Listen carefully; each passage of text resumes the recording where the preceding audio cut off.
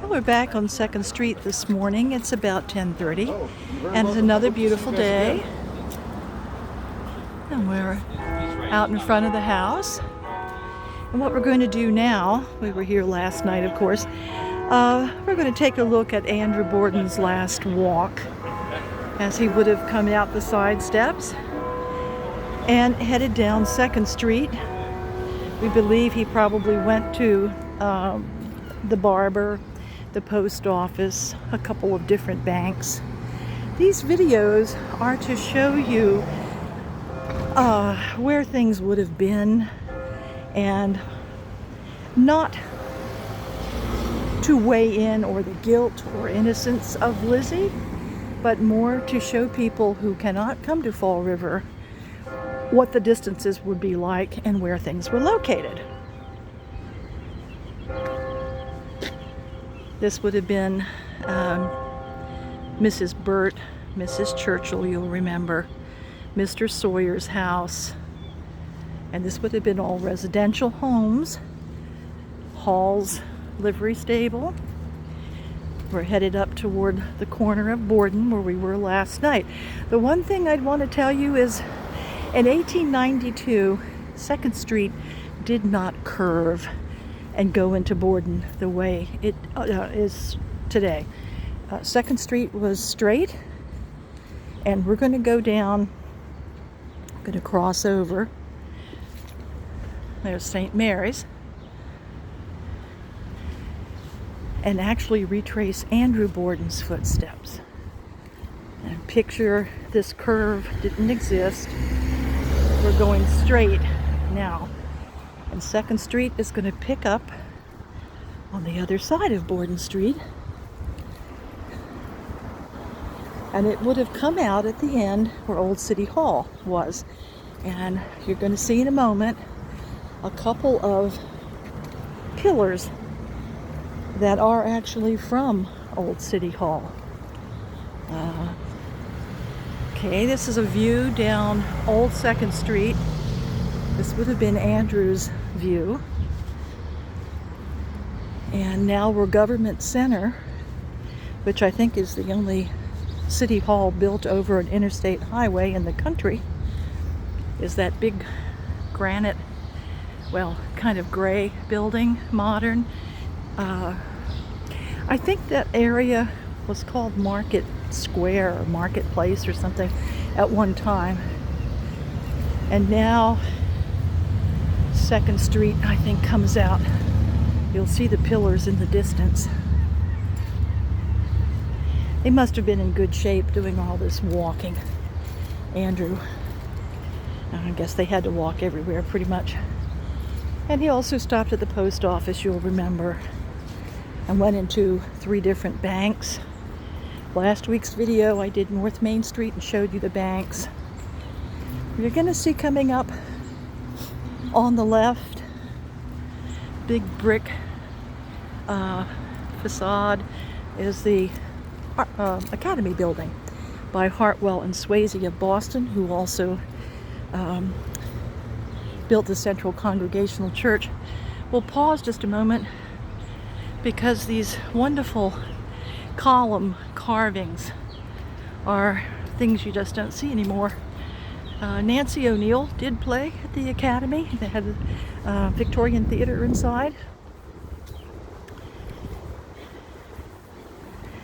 And in the distance you'll see the columns from Old City Hall. I have some postcards with me, and later I'll post a postcard of Old City Hall. It's a beautiful building. I can't remember just offhand what year they knocked that down, but it was a shame it was replaced with this mammoth modern structure where the city government is housed today. Now, so this is the Academy building. Mr. What was it? Cunningham. Was it Cunningham? It's early, folks. Ran to call the police on the day of the murders.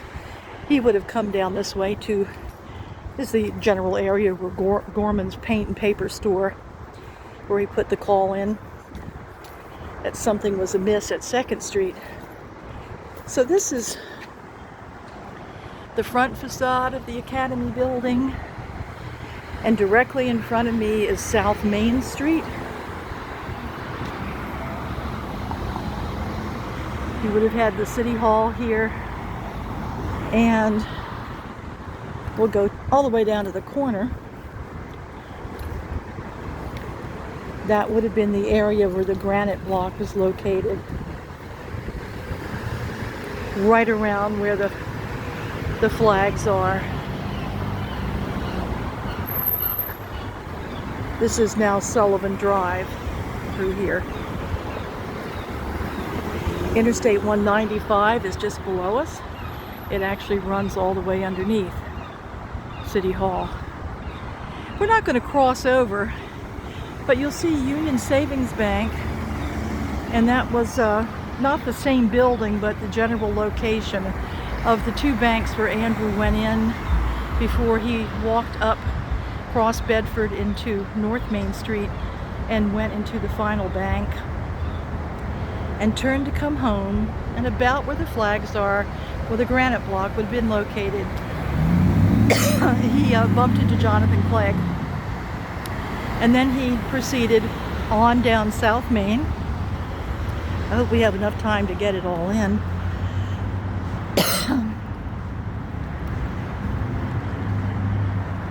We were here last night, and he actually walked down the street here. Actually, let's see if we can do it now. I think he crossed over to this side, maybe a little further up, not at the corner. But Mr. Clegg was going to put in a haberdashery shop, and he wanted, I guess, a type of display window put in. And on the way back, this is Mr. Borden's last journey in life, and he's heading home to be murdered shortly. And interestingly enough, we are pretty close to the same time frame. If we take it that he was murdered around 11, and we're going to go all the way down to Spring Street. Hudner's Market is along in here. It's the Academy building. We're still walking by that.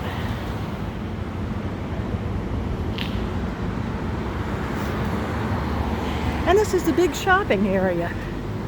Lizzie would have known this section of the road very well. McWhirr's would have been just ahead of us on the right. McWhirr's was a big department store.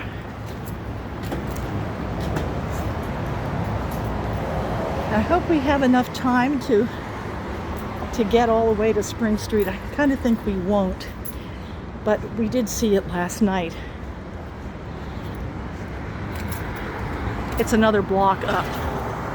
And the third building in from the corner is actually the store where Andrew went in and found a broken lock. So I think we're going to stop here at the corner of Borden. You go up another block to Spring Street, where he turned left, went by St. Mary's Church, and home to die. Recently, this big building is the Bristol County Superior Court, and Lizzie would have lived right across the street instead of going to New Bedford, where the former one was located. Okay, that gives you an idea of Andrew's last morning. And now we're heading back to see what else we can find. I hope these videos are helpful to you.